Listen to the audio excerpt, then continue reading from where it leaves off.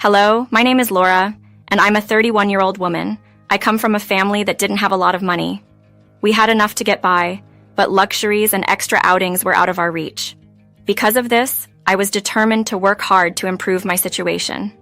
Growing up, I didn't have much time for friendships because my focus was on my studies and later on my jobs.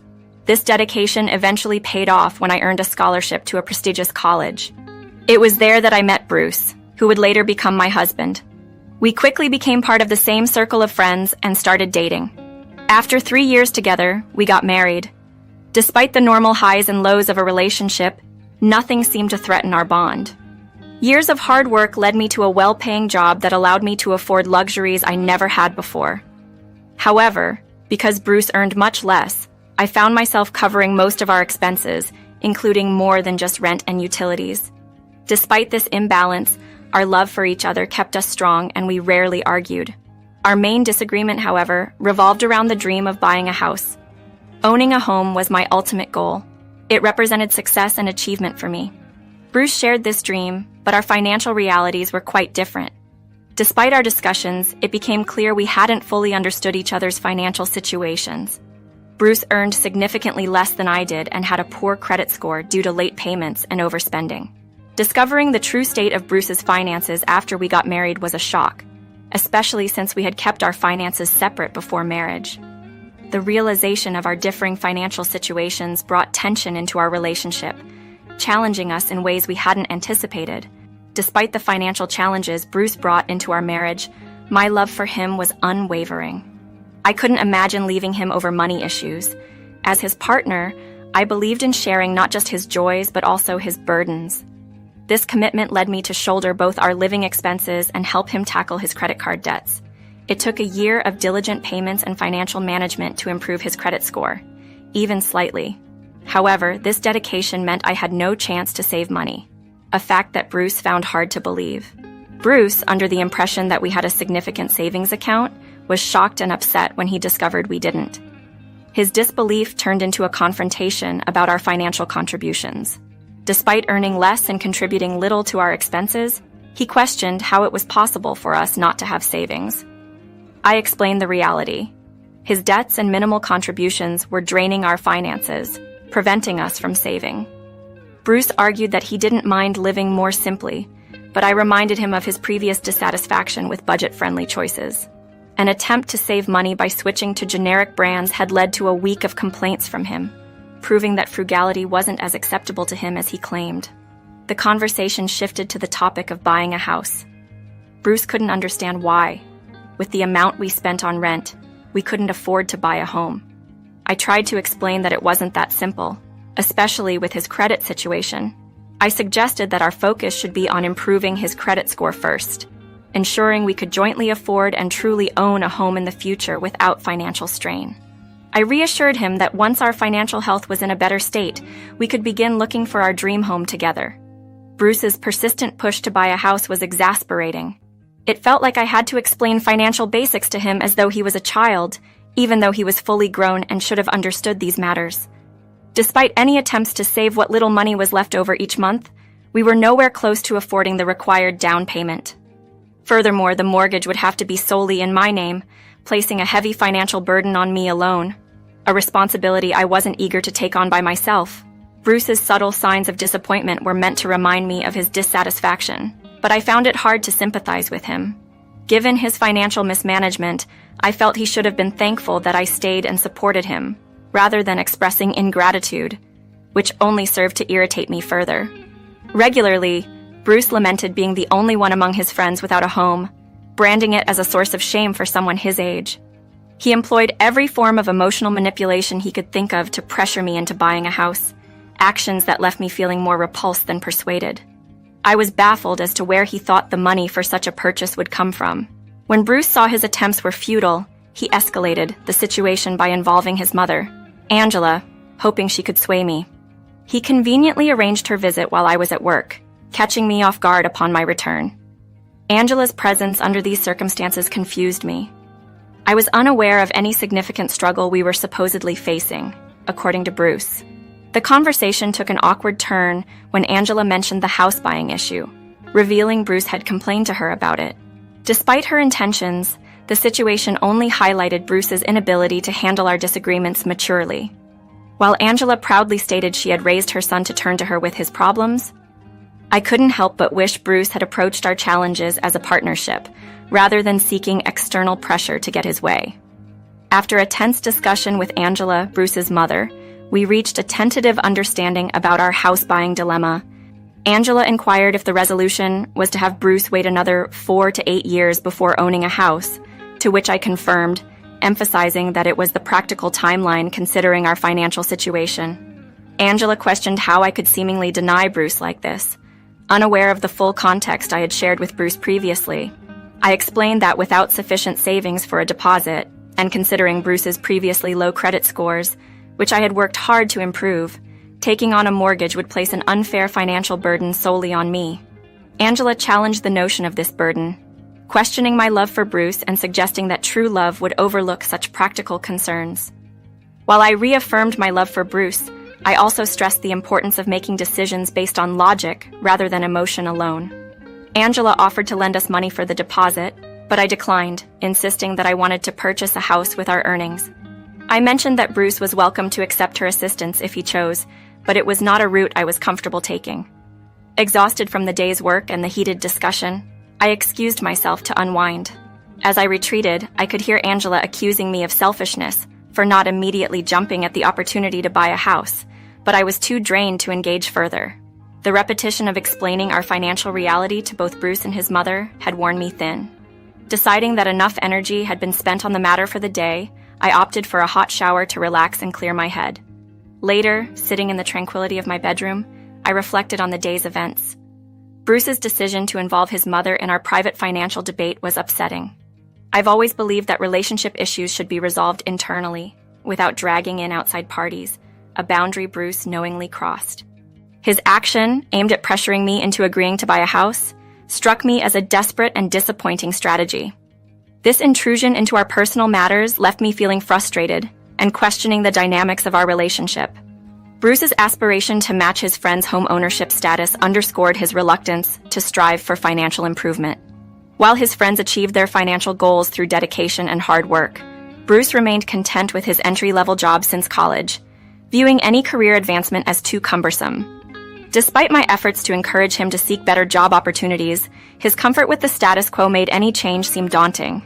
Angela, Bruce's mother, questioned my willingness to carry the financial load of a mortgage alone, implying that my love for Bruce should override any practical concerns. I chose not to share with her the deeper issue at hand, Bruce's financial irresponsibility. His habit of squandering his salary on trivial items posed a significant risk to our financial stability. If we were to commit to a mortgage, Bruce's contribution would be crucial to avoid compromising our basic living standards. His lack of motivation to improve his job situation made me wonder about his commitment to our future together. The suggestion that I was at fault for not wanting to shoulder this responsibility alone felt unjust. Explaining this to them seemed futile, as I anticipated they would twist my words against me. That evening, Bruce informed me via text that he would be staying with Angela, expressing an expectation for an apology from me to both of them. I stood firm in my conviction that I owed no apology, feeling that it was they who should apologize for putting me in such a difficult position and casting me as the antagonist in the situation. Feeling overwhelmed, I invited my best friend Judy over for support. I needed reassurance that my feelings and decisions were valid amidst the pressure from Bruce and Angela. Sharing the ordeal with Judy, I expressed my bafflement at their united front against me, seeking solace and understanding in a friend who could confirm I wasn't losing my grip on reality. Feeling like I was in the wrong for not having to their demands made me question myself until Judy reassured me that my logic was solid. If Bruce had been patient enough to wait a year, allowing us to save adequately, we wouldn't be in this predicament. Reflecting on our relationship, I realized Bruce's impatience and his tendency to throw tantrums if he didn't get his way had always been an issue. Early on, I tried addressing it, but it seemed my efforts were in vain as I gradually learned to just cope with his behavior. However, the current situation, his demand for a house, was beyond what I could simply accommodate. When Bruce didn't get his way, he'd sulk until I orchestrated some elaborate gesture to appease him, or he'd somehow manage to get what he wanted, likely with Angela's help. Judy speculated that Angela might attempt something drastic to secure the house for Bruce, despite already having her own mortgage. This possibility hadn't crossed my mind, but Judy's insights urged me to consider all angles and prepare for any manipulative tactics they might employ. With Bruce not returning home the following day, Judy and I took proactive steps by purchasing hidden cameras to install around our home. This decision weighed heavily on me, as I was conflicted about the lack of consent from Bruce. Yet, Judy framed it as a precaution to protect myself from potential scheming. Remembering Angela's aggressive tactics at our wedding over a minor catering mishap solidified my resolve. Her willingness to go to extremes for her advantage made me wary of what she might do to ensure Bruce got his house. As Bruce returned home the next day, I had already taken measures to safeguard myself, albeit with mixed feelings about the necessity of such surveillance in our home. This precaution, prompted by Judy's advice and my own experiences with Angela's aggressiveness, was a somber reminder of the complexities and challenges in navigating my relationship with Bruce and his mother. When Bruce returned, he chose not to speak to me, and I felt no compulsion to break the silence first. This standoff continued for several days, with Bruce opting to sleep in the guest room and avoiding me entirely. However, I couldn't help but notice an uptick in Angela's visits. At first, it was just frequent phone calls between Bruce and his mother that caught my attention. Trying to glean some insight, I checked the camera footage but found that their phone conversations were mostly one-sided, with Bruce listening to Angela. The situation escalated when Angela started visiting in person. They would seclude themselves in the guest bedroom for hours, speaking in low tones. Curiosity led me to review the camera footage from these visits, where I discovered their conversations were often filled with disparaging remarks about me. Hearing Bruce speak so negatively was painful and made me realize that our relationship was not what I had hoped it would be. A particular conversation between them stood out to me and confirmed my worst fears. They hadn't approached me for reconciliation because Angela advised Bruce against it, suggesting it would give me too much leverage. Bruce expressed his discomfort with the estrangement, lamenting that the relationship had deteriorated. Angela shared her similar past experience with her husband and hinted at having resorted to manipulation to get her way. She promised to employ the same tactics to help Bruce acquire the house he desired, asking for his compliance with her plan. This revelation was alarming. The prospect of Angela plotting something deceitful was precisely what I had feared. It was clear that they were planning to manipulate the situation to their advantage, disregarding how it would affect me. The confirmation of their scheming through the camera footage was a turning point, solidifying my decision to leave a relationship that had become so toxic and manipulative. Despite discovering the unsettling plot through the recordings, I was initially left in the dark about the specifics of Angela's plan.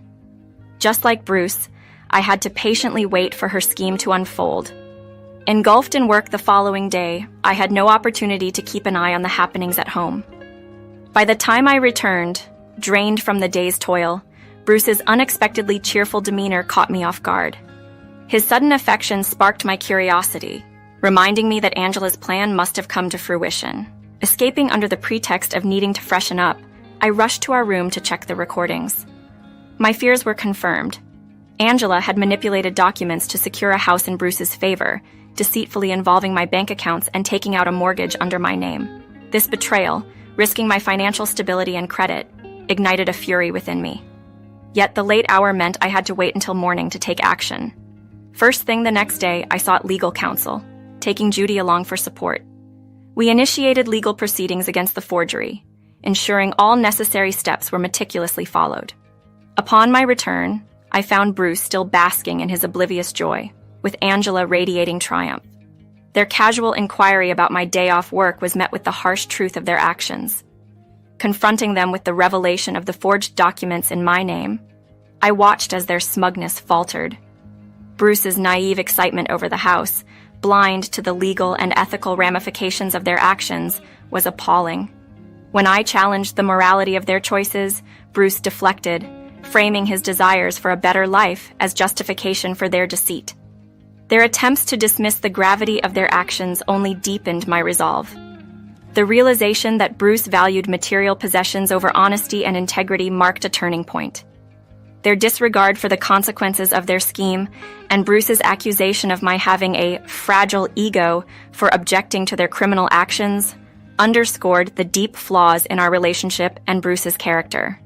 This incident crystallized the necessity of reevaluating our future together, with legal and personal boundaries firmly in place.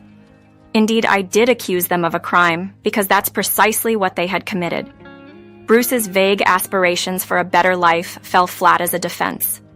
Such motives hardly sway legal judgment.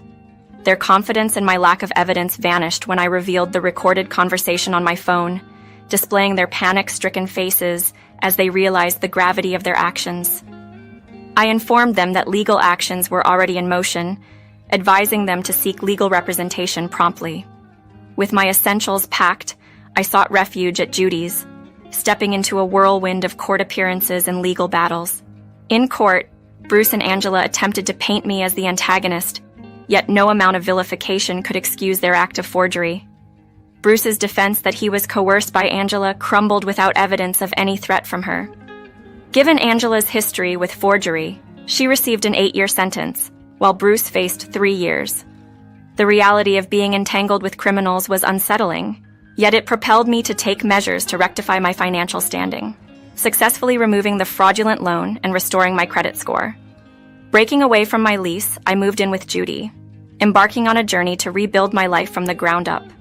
The subsequent months were a period of adjustment, marked by the dual process of healing from betrayal and navigating the aftermath of a tumultuous relationship. The divorce proceedings severed the final ties to a profoundly toxic relationship, offering a fresh start. Reflecting on the ordeal, I harbored a hope that the sentences would serve as a catalyst for Bruce and Angela to introspect and amend their ways. The end of the relationship, while painful, ushered in a phase of self-discovery and growth. Grateful for the support of friends like Judy, I am now navigating the path to recovery, embracing the lessons learned and the promise of brighter days ahead. Thank you for lending an ear to my story.